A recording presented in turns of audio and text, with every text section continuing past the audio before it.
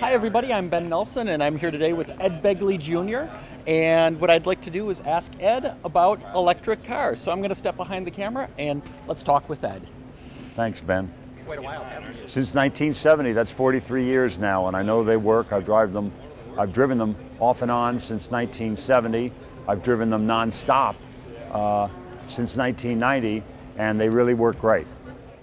It was a tailor-done electric car. They still make electric cars today, but they're really kind of golf carty electric cars. They're not, cars that you would take on a freeway, certainly.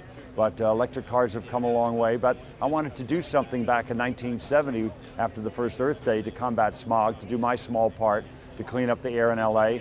And now, even though we have 4 times the cars and millions more people, there's less smog because we did a lot of stuff right. We cleaned up power plants, we put catalytic converters on cars, and indeed there are a lot of choices of electric vehicle. Cars with the plug abound now in 2013, and I think that's very good news. Well, what do you think of the current batch of electric cars you can just run out and buy right now?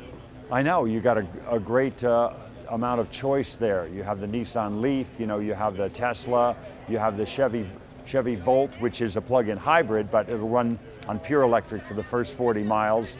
Have the Toyota RAV4 now has re-released the car, very similar to the one I bought in 2002. They have a pure electric RAV4.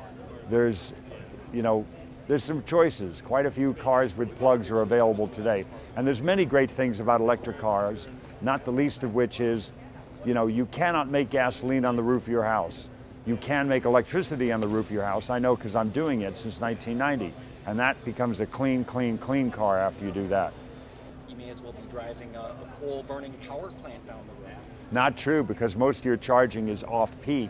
Unless you tell me you work at an all-night pharmacy, a 24-hour donut shop, you're going to sleep at night and drive during the day. So you do most of your charging at night, a very efficient time to use power. And it's just, there's many ways to make power. You can make it from wind, you can make it from solar.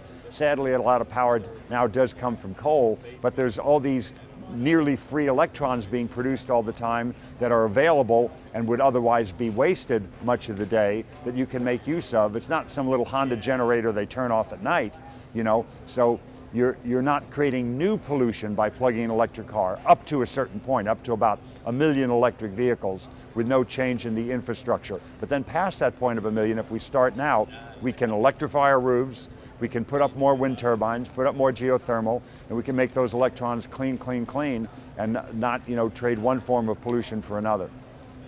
Fuels that are out there. There's lots of different tools in the toolbox.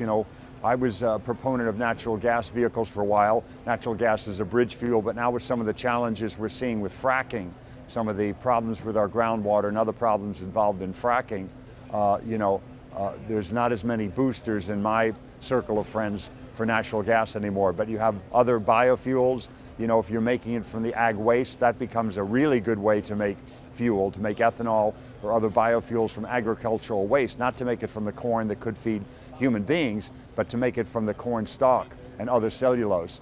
So there's lots of good ways to make fuel, biofuels, lots of good ways to make electrons, so we don't have to be beholden to Middle East oil if we make the right choices today. The future of clean transportation, I think, is going to be many things. It'll be multifaceted. I think we should get, I think we should get some of our power from biofuels. I think we should power some of our vehicles electrically with clean power. There's many different tools in the toolbox, and I think we need to make our homes and offices more efficient so we free up a lot of electrons.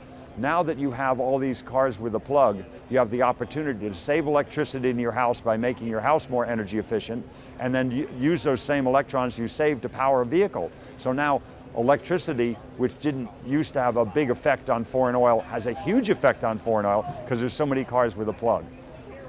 Well, Ed, thank you so much for talking with me. Very much appreciate that. A pleasure, Ben. And we'll see you next time.